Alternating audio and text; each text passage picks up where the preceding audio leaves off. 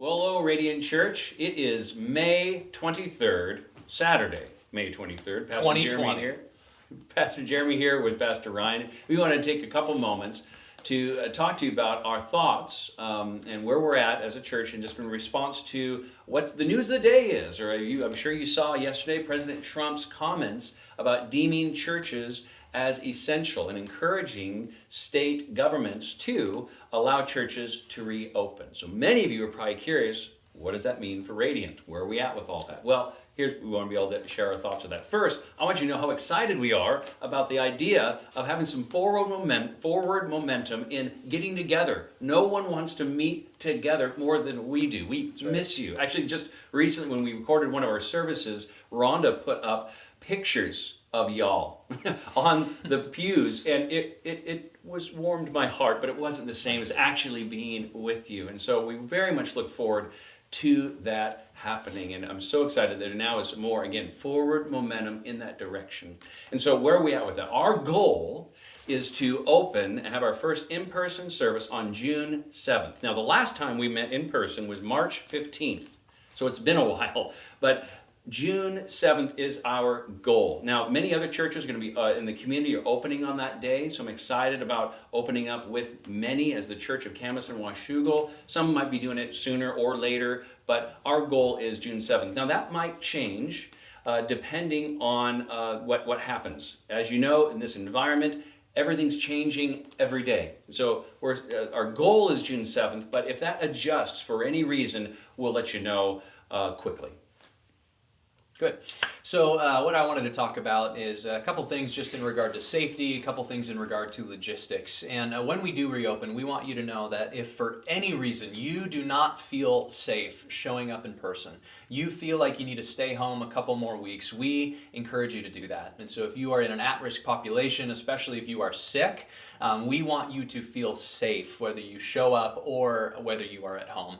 And so for those who do plan on showing up on the 7th, give or take a week, we are going to be doing our best to conform with the CDC guidelines that were laid out. And so we've read them in their entirety, the updated ones that Trump released yesterday in conjunction with the press conference. And that really just outlines things like healthy hygiene practices, things like cleaning, disinfecting, ventilation, one-way entrances, exits, all of that stuff. And of course, everybody's favorite term, social distancing. And so we've got to figure out what social distancing looks like in a sanctuary of our size, in a church of our size, so that we can do our best to conform to those CDC requirements as well. And so one question is, well, why the 7th? Can't we get that stuff done earlier, or are we going to be able to get it done that early?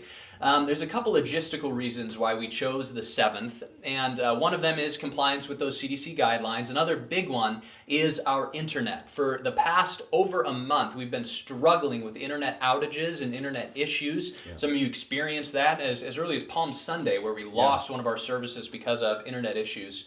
And so up until right now, a technician has not been allowed to even come in our building to work on our internet. Yeah. And so just now, just as of yesterday, they gave the clearance for that to happen. And so this Wednesday, we've got an appointment. A tech is coming out. We're going to upgrade our system, new equipment, get it so that our internet is stable. And the reason why that's so important to us is because if you are choosing to stay home, we want to provide you with a quality online experience in the same way that you can feel part of the body in the same way that you would if you showed up. And so we want to be committed to do that. And so we want to get that done this week and be ready for the 7th in order to do that. Yeah, and just to interject there, the reason we've been premiering our videos as opposed to going live has been that issue. We cannot rely on our internet.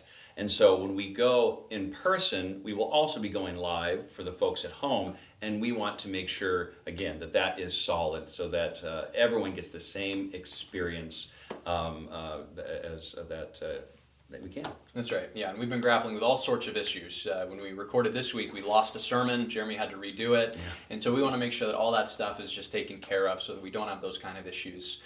for those of you who are choosing to stay home. And so another reason is we want to allow a little bit of time for the governor to respond to, more fully respond to what Trump's comments were. And so when he released that statement, what he specifically said was refer to the CDC guidelines about reopening. So we did that, and here's what the CDC guidelines say. They say, take steps to limit the size of gatherings in accordance with the guidance and directives of state and local authorities.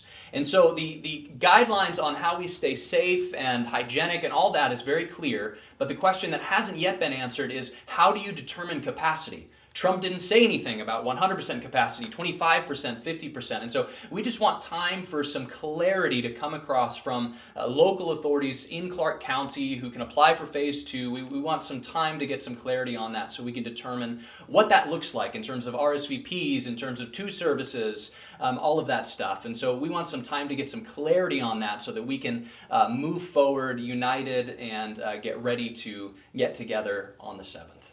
Good.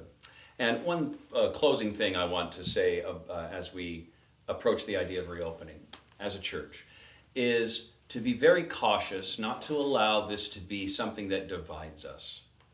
The enemy would love nothing more than to allow division to creep in and disrupt our unity, disrupt our fellowship, and that's the last thing that we want. And so how do you avoid that? Well, Paul gives us the Apostle Paul gives us very clear guidance in Romans chapter 14, where the issue, he says, how do you approach issues of opinion, disputable matters? And that, in Romans 14, it was talking about, do you eat food sacrificed to idols or not? If you apply the principles he gave to that group to this, it would be this.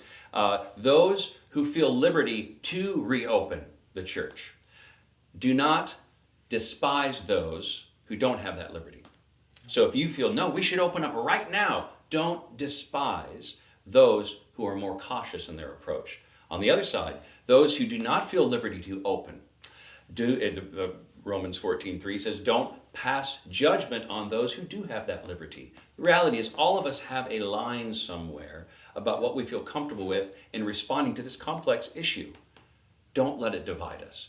Don't let it divide us. That's what Paul was warning the Roman church, and that's what I'm warning Radiant Church. Let us not allow this. The last thing in the world we should do is let this divide us. All of us want to serve Jesus better. All of us want to serve Jesus together and to be an encouragement one to another. That's all of our goal. Let's move forward with grace and allow that to happen. And there's actually an article I'm going to attach to this video by Brett McCracken that articulates that, the importance of that approach in a really, really wonderful way. So I encourage you to read that and allow all of our discourse about this, again, complicated matter in a way that is mature, in a way that is gracious and loving. Amen? Amen.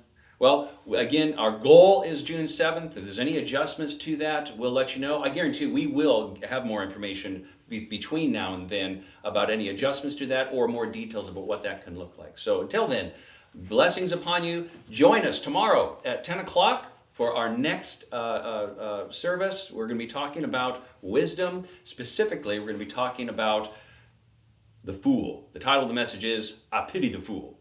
So listen. Blessings on you. Talk to you later. See ya.